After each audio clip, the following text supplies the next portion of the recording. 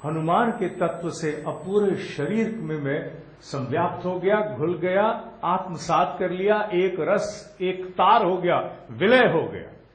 जैसे जैसे भाव गहराता जाएगा, यू विल स्टार्ट फीलिंग। प्राण में कोश सबसे पहले प्रतिक्रिया देता है, शरीर प्रतिक्रिया देता है केवल अपने आप को ऐंठने की, फुलाने की, छाती बाहर, लेकिन भीतर जो प्राण है वो झंझनाहट शुरू होती है। वो घुटनों से ऊपर थाइस में होगी, थोड़ी बहुत छाती में होगी, यहां भी अनुभव होगी। फिर सबसे अधिक उसका अनुभव कंधों पर होता है, क्योंकि जो शोल्डर्स हैं they respond to the influx of energy at overwhelming speed and form. तो आपको कंधों पर भी अनुभव होगा। जब वो प्राण ऊर्जा का आपको अनुभव हो तो अब ये भाव कर लेना चाहिए कि भीतर का जितना दोष था, कषाय कल्मश था, जो कुछ था, अब वो बाहर छूट रहा है, काले धुएं की तरह छूट रहा है। तो जहां कहीं भी था, is it something which is merely hocus pocus? No, it is very deep. इसमें हमने सूक्ष्म विज्ञान को प्रेरित किया है, ऐसे सूक्ष्म विज्ञान को जिसमें हमने मनोमय कोश के माध्यम से विज्ञानमय कोश और प्राणमय कोश को प्रभावित किया है। आजकल शादियां बच्चों की करना बड़ा मुश्किल हो गया है महाराज। कारण सीधा सा ये है कि समाज बीच बचाओ बिचौलिया बनने को तैयार नहीं है, कौन जूते खाए बाद में। इसीलिए ऑनलाइन वाले और बाकी जो लोग हैं उनके काम ज्यादा बढ़ गए हैं। कठिनाइयां तो आई हैं, जब तक बिचौलिए थे काम चलता था। मनुष्य के शरीर में भी एक सामाजिक बिचौलिया है, जो जब निष्क्रिय हो जाए तो सारी संस्था बिगड़ जाती है। उस सामाजिक बिचौलिए का नाम है मनोमय कोश, मनय संस्था। इस मनोमय कोश के एक तरफ विज्ञानमय कोश और आनंदमय कोश है, माने हमारे संस्कार और जहां से सारा प्रकाश आता है। और इस बिचौलिए के इस तरफ खड़े हैं प्राणमय कोश, माने एनर्जी फील्ड, और साथ में ये ठोस हाड़ मांस का शरीर, जिसे हम लोग अन्नमय कोश कहते हैं। पांचों के बीच का ये बिचौलिया अगर दोनों तरफ संभाल लेता है तो पूरा शरीर संस्थान स्थिर होने लगता है। और ये उपचार जो मैंने बताया है ये बिचौलिए के द्वारा किया गया है, क्योंकि भाव मनय संस्थान का विषय है, विचार मनय संस्थान का विषय है। आपने भाव और विचार के द्वारा सीधा हस्तक्षेप किया है प्राण पर और अनुभव पर। मैंने पिछले एक कार्यक्रम में कहा था, किसी व्यक्ति की, किसी ऋषि की पंक्तियां हैं, कोई तुम्हें क्या देगा कुछ वर्षों बाद तुम भूल सकते हो सकता है कि कुछ समय में ही भूल जाओ किसी ने तुम्हारे लिए क्या किया या तुम्हें क्या दिया। लेकिन अगर किसी ने तुम्हें कोई अच्छा या बुरा अनुभव करा दिया है, ये ना तो तुम इस जीवन में भूलोगे बल्कि संस्कार बन के अगले जीवन में भी जाएगा। क्यों? इसलिए क्योंकि दिया लिया मित्रवर यहीं रह जाना है, अनुभव ने जाना है, और अनुभव संस्कार बन के विज्ञान में कोश में चला जाता है। इसीलिए जन्म से कुछ के साथ बहुत बनना, जन्म से कुछ के साथ बहुत बिगड़ना, ये कहीं ना कहीं अतीत के अनुभवों का ही चरितार्थ होना होता है। और मनोमय कोश से भय का उपचार हम इसी विज्ञान पर आधारित होकर कर रहे हैं। हम अपने आप को एक नए अनुभव के लिए प्रेरित कर रहे हैं, और हम अपने प्राण तंत्र में आई हुई विकृति को भी with the flux of new kind of fresh energy उसे हम संतुलित कर रहे हैं। इसका विज्ञान बहुत गहरा है, लेकिन मैं 35 मिनट की कक्षा में ना तो पढ़ाना चाहता हूं और ना ही कंफ्यूज करना चाहता हूं। कौन कौन से प्राण इससे कुपित हो जाते हैं, क्योंकि हमारे 10 प्राण हैं, 5 महाप्राण, 5 लघु प्राण हैं। वो पांचों प्राण किस किस तत्व के साथ किस किस चक्र में कार्य करते हैं, किस किस चक्र को किस प्रकार से दुष्प्रभावित करते हैं। मणिपुर में है कि समान प्राण उनसे दुष्प्रभावित है, तो जैसे ही उपचार पद्धति शुरू होती तो कौन से प्राण को जाकर के हम संभालते हैं, क्या करते हैं उस समय, हमारे भीतर की कौन सी उपत्यका में, कौन से भ्रमर में, कौन से गुच्छक में, कौन से नाड़ी में क्या होता है, ये सब जानने की आवश्यकता नहीं है। We don't want to know how the processor of the mobile is actually working, We just want to know that mobile is working. तो इसलिए उसके पीछे के विज्ञान पर हम नहीं जाएंगे, क्योंकि इट इज टू एलैबोरेट। ये कोई, मैंने कहा ना, होकस पोकस नहीं है, इसके पीछे पूरी एनाटॉमी है, इसके पीछे बहुत बड़े स्तर की, जिसे कहा जाए ईसोटेरिक डीप योगिक साइकोलॉजी इन्वॉल्व है। उपचार की पद्धति से एक ही बात याद करनी है, जिसे मेरे सामने अब आपने मेरे समक्ष करना है। वो क्या? आपने उसी प्रकार जैसे मैंने कहा शांत चित्त होकर बैठना है, और शांत चित्त होकर बैठ करके आपने अपने आसपास हनुमान की अवस्था को अनुभव करना है। वो वायु में है, वो चित्र में सीमित नहीं है। Hanuman is everywhere and I have experienced it, and I have experience इसका मैं कई वीडियोस में उल्लेख कर चुका हूं। नहीं, 3 वीडियोस में आज तक मैंने उल्लेख किया। और वो इतना स्ट्रांग होता है, इतना स्ट्रांग होता है कि almost you feel like having a handshake, almost you feel like having a handshake.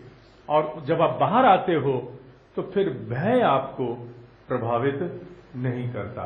सिखाया तो हमें जाना चाहिए था जब हम तीसरी चौथी में थे। प्रॉब्लम यह रह गई कि कोर्स पूरे कराना, यूनिट टेस्ट कराना, सब कुछ कराने पर बल दिया गया, ये चूक छूट गई। अब प्राचीन भारतीय मनीषा से उदित होने वाले प्रकाश को धीरे धीरे हम लोग अनेकों शिक्षा संस्थान तक लेके जाएं। 1000 स्कूलों तक हम लोग अब जाने वाले हैं इसी प्रकार के ज्ञान को लेकर के। और ये दायित्व डॉक्टर गीतांजलि ग्रोवर जी आई हैं? आई हैं? आए हैं। अच्छा। उनके माध्यम से हम लोग एक अभियान अब शुरू हो रहा है जिसमें 1000 स्कूलों तक हम लोग जा रहे हैं, और इस प्रकार की विधाओं को हम लोग किसी मर्यादित शब्दों में लेके जाएंगे। हो सकता है वहां हनुमान को माइनस करना पड़े, क्योंकि भारत एक सेकुलर राष्ट्र भी है और सेकुलरता की हमारी परिभाषाएं बड़ी विस्तृत हैं। तो अनेकों अन्य शब्दों में हम अपनी बात को वहां ले जाकर के उस संतति को भी समझाने का प्रयास करें। आइए सहज होकर के हनुमान की अवस्था को मैं यहां से डायरेक्शन देता रहूंगा, मैं बोलता रहूंगा, आप अनुभव करते जाइए। वैसा ही आपने घर पे करना है। आंखें बंद, सहज शांत अवस्था, सहज शांत अवस्था। पवन पुत्र राम समर्पित गायत्री सिद्ध सूर्य को निगलने वाले महापराक्रमी महाबलशाली हनुमान जी की कल्पना करनी है। विराट, ह्यूज, इनॉर्मस, पूरे मंडल में व्याप्त हैं। कण कण उनकी अवस्था से भरा हुआ है। जिस प्रकार उनको हम केसरिया रंग में देखते हैं, उस केसरिया रंग में बलिष्ठ स्वर्ण की भांति प्रकाश भीतर से फूट रहा है। उनके भीतर से प्रकाश फूट रहा है और मेरे पूरे शरीर पर उनका प्रकाश, उनका तेज पड़ रहा है। अब मैं धीरे धीरे श्वास से अपने प्रिय हनुमान, पवन सुत्र राम भक्त हनुमान की उस प्रकाश को अपनी नासिका से भीतर भर रहा हूं। आओ भीतर हनुमान, भीतर, मेरे भीतर श्वास में प्रवेश करो। अंग अंग में व्याप्त हो जाओ, अंग प्रत्यंग में व्याप्त हो जाओ, मेरी नस नाड़ियों में घुल जाओ, मेरे रक्त में विलय हो जाओ। मेरी अवस्था केवल तुम ही हो, अब तुम ही हो, और कुछ नहीं, कुछ नहीं, कुछ नहीं।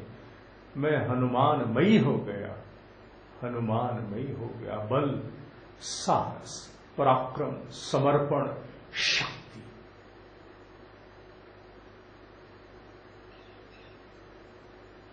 धीरे धीरे श्वास को छोड़ना है।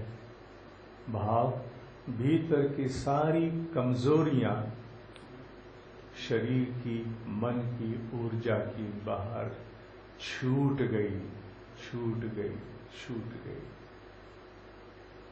मैं हनुमान के रस में रम गया, रम गया, रम गया, रम गया।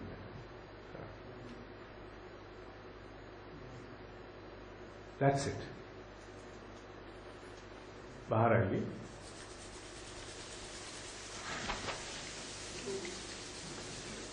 इसका प्रयोग 5 बार से आरंभ करना है।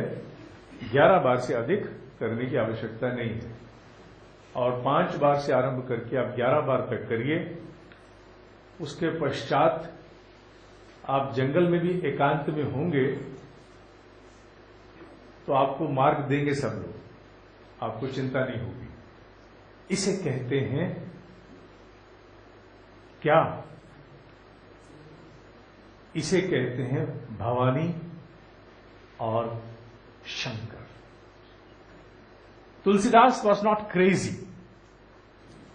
रामायण का पहला अक्षर आरंभ करने से पहले उसने भवानी और शंकर की वंदना की है, क्योंकि जहां प्रेम नहीं होगा, अनकंडीशनल लव नहीं होगा, जिसे श्रद्धा कहते हैं। What is Shraddha? Unconditional love towards the highest of excellence, of divinity, whatever, उसे श्रद्धा कहते हैं। और जहां गहरी आस्था नहीं होगी, जिसे सामान्य रूप से हम विश्वास शब्द से संबोधित करते हैं, जबकि विश्वास सतही है, आस्था बहुत गहरा है। आस्था माने एक ऐसा आधार जिसे कोई डिगा नहीं सकता। तंत्र की साधनाओं में भी साधना करने से अधिक समय मनोबल को विकसित करने में बिताया जाता है, ताकि आने वाली विषमता के लिए हम मजबूत हों। मजबूत व्यक्ति को दुष्प्रभावित करने के लिए कोई भी नकारात्मक शक्ति सफल नहीं हो सकती। Whether it is a negative thought, A negative imagination, a negative person, whatever. क्योंकि अरविंद ने बहुत सुंदर रूप से लिख दिया है, जिसने जगत जान लिया ऐसे व्यक्ति की बात को मानना पड़ता है। अरविंद ने लिख दिया है कि अगर पूरा ब्रह्मांड भी भर के नकारात्मकता से तुम्हारे सामने आ जाता है और तुम भीतर आस्था से अपने विश्वास पर अटे हुए हो, डटे हुए हो, तो यकीन मानो तुम्हारा कुछ नहीं बिगड़ेगा, तुम्हारा कुछ नहीं बिगड़ेगा। ये ऋषि अरविंद के शब्द हैं। और इस भाव को अगर आपने 5 बार से 11 बार तक विकसित किया तो धीरे धीरे आपके विज्ञान में कोश का उपचार होने लगेगा। वो स्मृति जो ना जाने किसी अनजाने अतीत से, किसी दुर्घटना से, किसी दुर्व्यवहार से, किसी विषमता के कारण आपके संस्कारों में आई है, वो मिट जाएगी।